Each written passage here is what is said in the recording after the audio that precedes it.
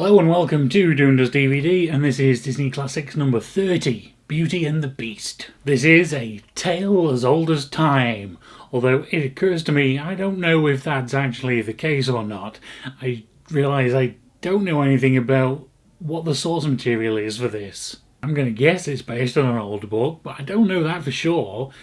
It suddenly occurs to me that, I don't actually know anything about the origins of this story. But I am at least pretty well aware of the Disney version of this story. Although, despite the fact that I haven't seen the live-action remake of this, I can't help but now associate Emma Watson as Belle. The thing is, while I remember lots of different elements from this, from characters to songs to set pieces to visuals to all sorts, it's all very disjointed. I don't really remember it well as a whole. From the pieces I can remember, you can intuit the basic order of the story. Girl meets beast, beast falls in love with girl, etc, etc. I'm missing sort of all the filler that goes around that and glues it all together. Because while it's definitely one I've seen before, it's one I've seen less times overall, and it's also been quite a long time since I last saw it. But anyway, it's pretty well regarded, and I do like what I can remember about it, so this is going to be very much a refresher course for me. So let's just dive straight into this one and refamiliarise myself, and then we can have a proper talk about it.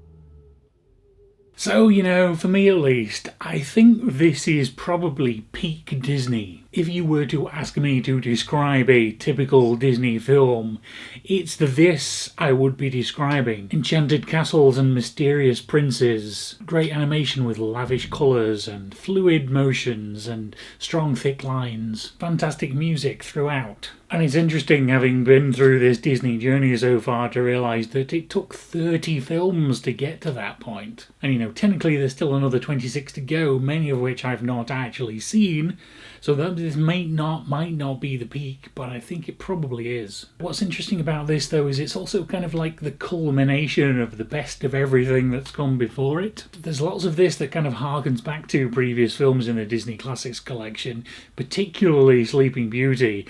The style of the opening narration bit is almost directly lifted from that. And much the same as Cinderella, how the main characters seem to be drawn much more realistically than any of the supporting characters. Belle just seems so much more realistically human than her father Maurice, for example. He was generally more of a sort of cartoony caricature type character. And even Gaston, even though you would say he has quite exaggerated muscles, he still feels a lot more realistic looking than, say, LeFou. And I suddenly realised that could well be because of the live-action reference they use sometimes. It was used in the early days, and as mentioned, they brought it back to The Little Mermaid. And I did notice in the credits there was a little section saying live-action stuff. So I wonder if maybe the likes of Belle and Gaston were based on the performances of real people, whereas everyone else is sort of straight out of the animator's imagination. But there's not a lot of behind-the-scenes information about that. At least on the disc, there's not a lot of extra features or anything like that. There's just one with the director and one of the composers talking a bit about the music,